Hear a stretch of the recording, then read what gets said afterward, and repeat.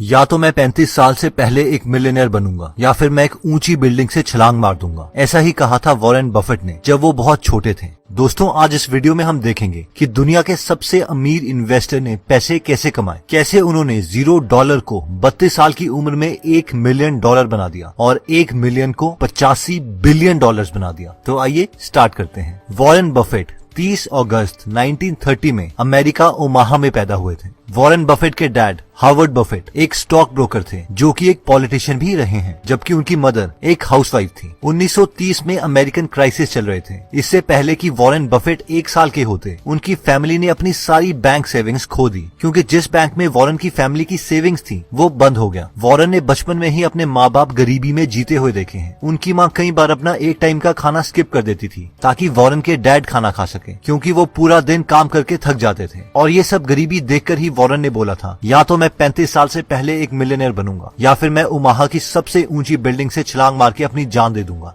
बचपन से ही Warren maths और नंबर्स के साथ बहुत अच्छे थे। स्पेशली वो हर किसी चीज में पैटर्न ढूंढ लेते थे। फॉर एग्जाम्पल, वो बचपन में अपने घर के सामने सारी गाड़ियों के नंबर्स देखते और रात को उन्हें एक कागज में लिखते रहते और ये देखते कि कौन सी कार सबसे ज्यादा बार उनके घर के सामने से गुजरती है। एक बार वॉरेन ने देखा कि एक आदमी उनके घर के सामने लगी मशीन से कोल्ड ड्रिंक ले रहा है और उस मशीन में कोल्ड ड्रिंक्स के ढक्कन पड़े हैं। वॉरेन बफेट ने हफ्तों तक हर रोज वो सारे ढक्कन उठाए और देखा कि लोग सबसे ज्यादा कौन सी कोल्ड ड्रिंक पीते हैं। ढक्कनों को काउंट करने के बाद उन्हें पता चला कि लोग कोका कोला ज्यादा प्रेफर करते हैं। और बहुत सालों के बाद अपने इन्वेस्टिंग करियर में इसी नॉलेज की वजह से उन्होंने कोका कोला के काफी शेयर्स भी खरीद लिए थे। जब वॉरेन बफेट 10 साल के थे और बेंसन लाइब्रेरी में बुक्स पढ़ रहे थे तो उन्हें एक बुक दिखाई दी जिसका टाइटल था 1000 तरीके $1000 कमाने के। उस बुक में पैसे कमाने के काफी आइडियाज दिए थे, लेकिन उनमें से एक आइडिया वॉरेन को बहुत पसंद आ गया और वो आइडिया था कि आप वेइंग मशीन लगा के भी $1000 कमा सकते हैं। आइडिया ये था कि एक मशीन को लगा के उससे जितने पैसे आएंगे उससे दूसरी मशीन खरीद ली जाए और हर बार प्रॉफिट को खर्च करने के बजाय री इन्वेस्ट किया जाए। ये देखते ही वो 7 साल का बच्चा वॉरेन बफेट कैलकुलेशन करने लग गए कि एक वेइंग मशीन उन्हें कितने की पड़ेगी और उसके प्रॉफिट से उन्हें कितना टाइम लगेगा दूसरी वेइंग मशीन खरीदने में। इवन कि वो ये तक कैलकुलेट करने लग गए कि अगर दुनिया का हर इंसान उनकी वेइंग मशीन यूज करता है तो वो कितने पैसे कमा सकते हैं। वॉरेन बफेट ने बचपन से ही काफी चीजें बेचना स्टार्ट कर दिया था, जैसे कि उन्होंने कोका कोला बेची, च्युइंगम्स बेची, मैगजीन्स बेची, इवन सुबह 4 बजे उठकर लोगों को न्यूज़पेपर्स भी दिए। उन्हें बचपन से ही पैसे बनाने की गेम में मजा आने लगा था। बफेट कहते हैं कि पैसे कमाने में फ्रीडम थी, एंजॉयमेंट थी और मैं खुद का बॉस बन सकता था। वॉरेन बफेट को बचपन से ही कंपाउंडिंग के कॉन्सेप्ट से प्यार हो गया था, क्योंकि उन्होंने बचपन में एक राजा की स्टोरी सुनी थी जो कि कुछ इस तरीके से थी। एक बार राजा के पास एक पुजारी आता है और वो राजा से दान मांगता है। वो घमंडी राजा बोलता है कि तुम जितना चाहोगे हम तुम्हें उतना दान देंगे, मांगो क्या मांगते हो। इस पर वो पुजारी ने कहा कि चेस्ट में 64 खाने होते हैं, मुझे तुम पहले खाने में एक चावल का दाना दे दो, फिर अगले बॉक्स में उसे डबल कर दो यानी 2 चावल के दाने, उसके बाद नेक्स्ट बॉक्स में उसे दोबारा डबल कर दो यानी 8 चावल के दाने,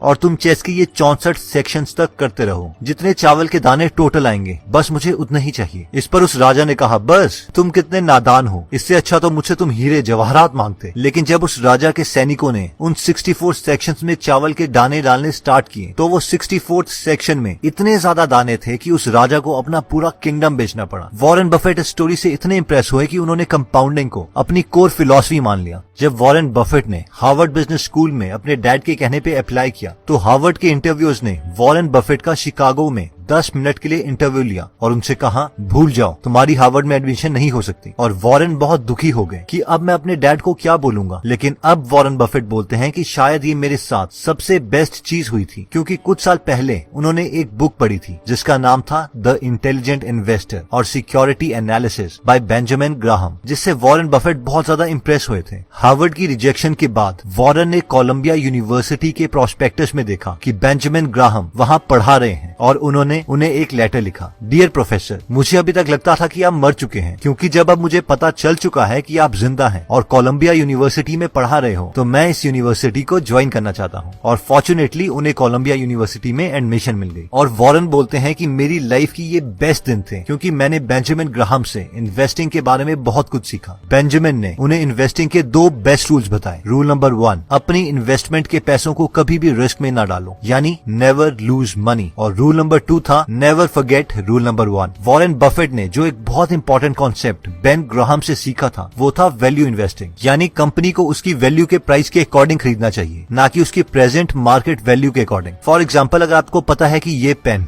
10 रुपए का है और कल को अगर मार्केट आपको वो पेन 20 का बेचती है तो उसे खरीदना नहीं चाहिए बल्कि वेट करना चाहिए, और जिस दिन वही पेन मार्केट आपको 5 रुपए का ऑफर करने लगे तो उसी वक्त उसे खरीद लेना चाहिए, और जैसे ही मार्केट दोबारा से उस पेन को 10 रुपए का बेच रही हो तो आपको भी वो खरीदा हुआ पेन मार्केट में दोबारा 10 रुपए का बेच देना चाहिए और प्रॉफिट कमा लेनी चाहिए। अब यही फिलॉसफी बफेट ने बड़ी कंपनियों के शेयर्स को खरीदने के लिए यूज करी और बहुत पैसे कमाए। 1956 में वॉरेन ने 25 साल की उम्र में खुद की एक पार्टनरशिप फर्म खोली जिसमें उनके साथ 7 पार्टनर्स थे। मैक्सिमम पार्टनर्स उन्हीं की फैमिली में से थे। सिर्फ 6 साल में यानी 1962 में वो अपने $1,05,000 को अपनी पार्टनरशिप फर्म की मदद से $7 मिलियन में कन्वर्ट कर चुके थे, जिसमें से $1 मिलियन बफेट के थे। यानी सिर्फ 32 साल की उम्र में ही वो एक मिलियनर बन चुके थे, और फॉर्चुनेटली उन्हें एक ऊंची बिल्डिंग से कूदना नहीं पड़ा जैसे कि उन्होंने बचपन में प्रॉमिस किया था। मार्केट में शेयर्स का प्राइस बढ़ रहा था और सस्ते शेयर्स खरीदना मुश्किल हो रहा था, इसलिए बफेट ने कुछ सालों में अपनी पार्टनरशिप फर्म बंद कर दी। वॉरेन को पब्लिक स्पीकिंग से बहुत डर लगता था। वो कहते हैं कि उस वक्त अगर मैं स्टेज में चला जाऊं तो मुझे लगता था कि मैं वॉमिट कर दूंगा। फिर उन्होंने न्यूज़पेपर में डेल कार्नेगी का एक पब्लिक स्पीकिंग कोर्स देखा और उन्होंने वो कोर्स ज्वाइन कर लिया। वॉरेन बफेट के अकॉर्डिंग इससे उनको आगे की प्रोफेशनल लाइफ में एक बहुत बड़ा जंप मिला। वॉरेन बफेट कहते हैं कि इस कोर्स से उन्हें इतना कॉन्फिडेंस भी आ गया था कि उन्होंने उस वक्त अपनी गर्लफ्रेंड सुजैन को शादी के लिए प्रपोज कर दिया और उनसे शादी कर ली। इसके बाद बफेट की लाइफ में एंट्री हुई उनके एक क्लोज पार्टनर चार्ल्स मंगर की। चार्ल्स मंगर से मिलने से पहले वॉरेन की इन्वेस्टमेंट फिलॉसफी ये थी कि ऐसी कंपनी खरीदो जिसकी एक्चुअल वैल्यू तो ज्यादा हो लेकिन बैड मैनेजमेंट की वजह से वो अभी सस्ते में मिल रही हो, और जब बाद में उस कंपनी की वैल्यू बढ़ जाए उस वक्त उसके मार्केट शेयर्स बेच दो और प्रॉफिट कमा लो। लेकिन चार्ल्स मंगर से मिलने के बाद बफेट की ये इन्वेस्टमेंट स्ट्रेटेजी बन गई कि ऐसी कंपनीज खरीदो जो क्वालिटीज कंपनी हो और जिन्हें बाद में बेचने की जरूरत ही ना पड़े, क्योंकि उस कंपनी की वैल्यू खुद ही कंपाउंड होके बाद में बढ़ जाएगी और हमें वो कंपनी प्रॉफिट कमा के देगी। और इसी फिलॉसफी की वजह से बफेट ने Coca Cola, American express, Gillette जैसी कंपनीज के शेयर खरीदे और बहुत प्रॉफिट कमाया। इससे कुछ साल पहले बफेट ने एक कंपनी के काफी शेयर्स खरीद लिए थे जिसका नाम था बर्कशायर हैथवे, जो कि एक टेक्सटाइल कंपनी थी। जब बफेट इस कंपनी के काफी शेयर्स खरीद चुके थे उस वक्त इस कंपनी का पूरा कंट्रोल बफेट के हाथ में आ गया और वो बर्कशायर हैथवे के चेयरमैन बन गए। बफेट ने बर्कशायर के यूजलेस एसेट्स बेचना स्टार्ट कर दिया और फाइनली टेक्सटाइल का काम बंद करके उसे एक इन्वेस्टिंग फर्म बना दिया जिससे उन्होंने बहुत ही पैसे कमाए। आज भी वॉरेन बफेट का मैक्सिमम पैसा बर्कशायर हैथवे में ही है। दोस्तों, वॉरेन बफेट ने एक सिंपल आइडिया लिया, कंपाउंडिंग, और उससे अपनी पूरी लाइफ फॉलो किया, और आज 2019 में वॉरेन बफेट की नेट वर्थ $85 बिलियन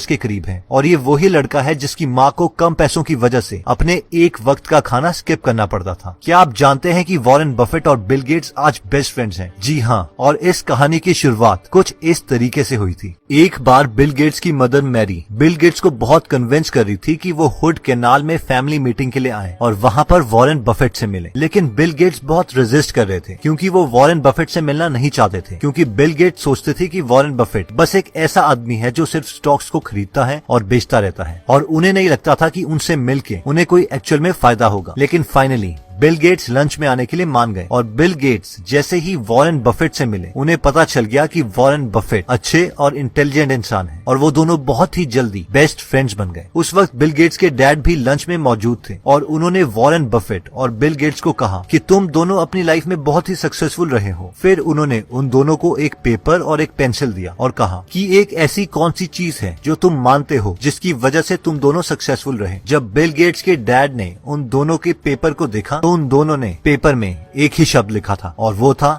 फोकस। आज भी बिल गेट्स और वॉरेन बफेट दोस्त हैं और वॉरेन बफेट ने साल 2018 में $3.4 बिलियन बिल और मेलिंडा गेट्स फाउंडेशन में डोनेट कर दिए। इतना ही नहीं, वॉरेन बफेट ने ये भी प्रॉमिस किया है कि वो मरने के बाद अपनी वेल्थ का 99% डोनेट कर देंगे और अपने बच्चों को अपनी वेल्थ का बहुत ही कम हिस्सा देंगे, क्योंकि वो जानते हैं कि बिना मेहनत के मिले पैसे से उनके बच्चों की लाइफ इंप्रूव नहीं होगी बल्कि वो बर्बाद ही होंगे। दोस्तों, वॉरेन बफेट आज भी बहुत ही सिंपल लाइफ जीते हैं। वो एक मिडिल क्लास घर में रहते हैं, मिडिल क्लास खाना खाते हैं और एक मिडिल क्लास गाड़ी चलाते हैं। बर्कशायर हैथवे में शुरू में उनके पास सिर्फ 25 एम्प्लॉइज थे। बेशक अब बर्कशायर में बहुत से एम्प्लॉइज हैं, लेकिन वो शुरू के 25 एम्प्लॉइज आज भी उन्हीं के साथ काम करते हैं। वॉरेन कहते हैं कि मैं अपने हर एक एम्प्लॉय और हर एक शेयर होल्डर को एक पार्टनर मानता हूँ, एक फैमिली मेंबर की तरह ट्रीट करता हूँ। वो हमेशा बोलते हैं कि मैं बहुत खुश हूँ क्योंकि मैं अपनी लाइफ में वो गेम खेल रहा हूँ जिससे मुझे प्यार है। मुझे पैसों से प्यार नहीं है, बस इन्वेस्टिंग की गेम से प्यार है। अगर मुझे पैसों से प्यार होता तो मैं महंगी गाड़ी खरीदता, लेकिन मैं ऐसा कुछ नहीं करता। मैंने एक नया बिजनेस से रिलेटेड चैनल बनाया है जिसे आप डिस्क्रिप्शन में दिए गए लिंक पे जाके सब्सक्राइब कर सकते हैं, जिसमें मैं जल्द ही सिर्फ बिजनेस से रिलेटेड कंटेंट डालूंगा। पता नहीं मैं आपको कितना समझा पाया, लेकिन उम्मीद है कि ये वीडियो आपके बिजनेस में आपकी हेल्प करेगी। जय हिंद।